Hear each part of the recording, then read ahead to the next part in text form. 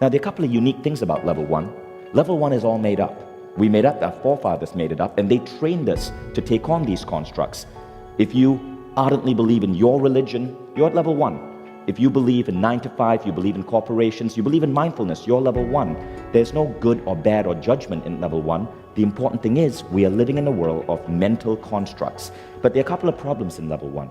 You see, in level 1, we tend to be at what some people call the victim stage. We live in this world of constructs, but we have forgotten that we can mend, we can fix, we can mold this world. And so rather than go out there and try to change this world, we react like a victim. He said that and it hurt me. My government is keeping me down. The world is like this. And most people live like that. They feel helpless in the face of this giant 7 billion human being planet that we live on, with so much happening all the time. But at a certain point, you start waking up. And when you start waking up, that's when you start getting to level 2.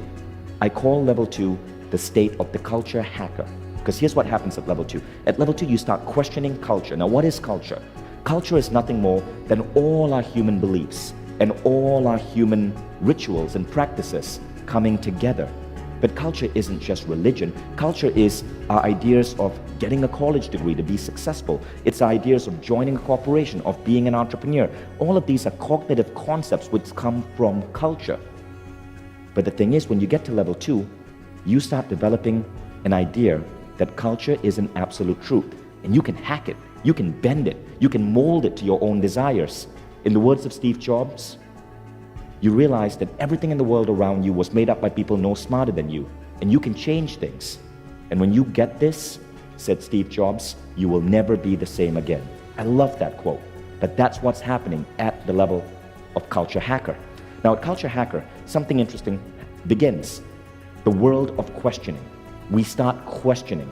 Most people don't question because, when a kid grows up and they start asking their parents, why? Most parents will simply say, because I told you so. So we tend to kill that ability to question at an early age. But most of you are here because you question. If you're watching this as a video on YouTube, you're curious, you're beginning to question. Congratulations, you are already most likely at level 2. So level 2 is the level of questioning. But something else happens at level 2. At level 2, not only are you questioning culture, but you begin to see that the world around you is bendable. You don't like the 9 to 5? Great, you become an entrepreneur. Or you start a company with flexi time. You don't like the idea of marriage? Great, you come up with your own ideas of how a man and a woman should relate. You don't like the idea of college degree? No problem, you drop out and start your own thing. You begin to question the conventions of culture. And this is where an important insight enters your head. Life can happen to you or life can happen from you. When you grasp the idea that life is within your control, that you have the ability to bend reality, you're at level 2. Beliefs are hackable. Beliefs are swappable.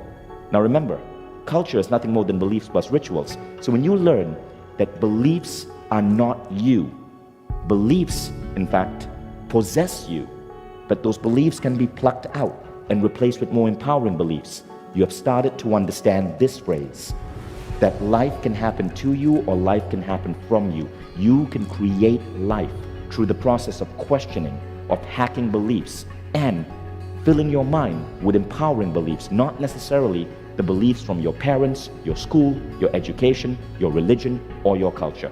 You identify the difference between a rule and a brule or a bullshit rule, and you start to see that we are swimming in a sea of bullshit rules that we can choose to question and ignore. Now at this point, something interesting happens. The idea that your thoughts can create your reality. This is not just a mystical statement based on mumbo jumbo or the law of attraction. If you believe in that, that's great, that's a good belief. But you can literally question and shift reality because you can question the cognitive plane. Most of the world we live in right now is nothing more than ideas which may have already hit their expiration date, but which we are still playing with. So now you get to toss out that expired idea out of your refrigerator and put in a fresh one. Now at this point, something interesting happens, right? You're at level 2, you're the culture hacker. And You start growing at an accelerated pace when you get to level 2. So your growth, if it's like this, when you get to level 2, it starts growing like that because you start seeing that the world is under your control, that you can question. And I want to share with you a really important piece of wisdom that I learned from Michael Beckwith. He spoke about an idea called Satori versus Kensho. And he said this, right? This is one of the most powerful ideas I've learned. Michael Beckwith said that you can learn and grow in one of two ways. You can grow through Satori moments. Satori moments are moments of sudden awakening. This is when you're meditating and all of a sudden you have this feeling of connectedness with the entire world. Now, Satori moments are rare. They are powerful awakenings, but they are rare. Most people grow through Kensho. Kensho is growth through pain. So someone breaks your heart and it's painful, but you learn to be more resilient. You learn self-love. You learn how to have a healthier relationship. You end up hospitalized, but you grow through Kensho and you learn to take better care of your body. You might lose a business. Boom, Kensho hits you. But you learn to invest in your growth, learn new business skills, plan better, and you launch that new business to be successful. So both Satori and Kensho are nothing more than incredible ways for you to grow.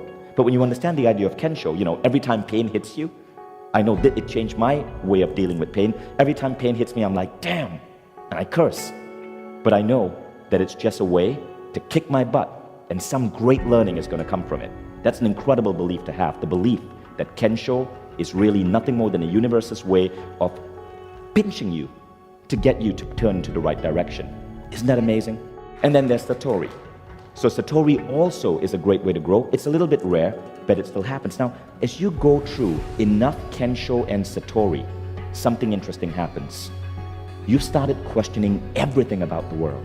And when you start questioning everything about the world, including some of the fundamental truths, be an entrepreneur, get a career, you hit level 3. Now at level 3, in Michael Beckwith's words, something very unique happens. You stop getting obsessed with goals, with even the great goals that society says you need to have. Instead, you become a servant to a higher calling. Those are his words. So let's look at level 3. Level 3 is what I call the state of limitless. And I want to share a really interesting thing that happens at level 3. Inspiration leads to intention. At a certain level of waking up, you're tapped in, you're tuned in. You are not separate from life force or the universe or God or whatever you want to call it. You are one with it. And you get inspiration, you get downloads. And these downloads are what design your intention. So you think you came up with a goal to write that book or start that company or serve that cause. Bullshit. Someone was speaking to you and planting that in you. And whether you call that life force or universe, you were chosen. And your job is to just take the order and make it happen. So the analogy is this, right? And this is another belief that I want to discard. Let me share with you this analogy, the compass and the rocket.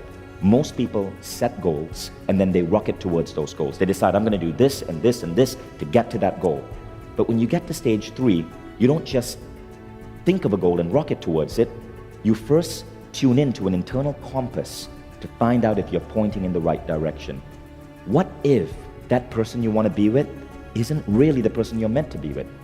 What if that school that you want to get into isn't where you're going to meet your future soulmate or your future business partner?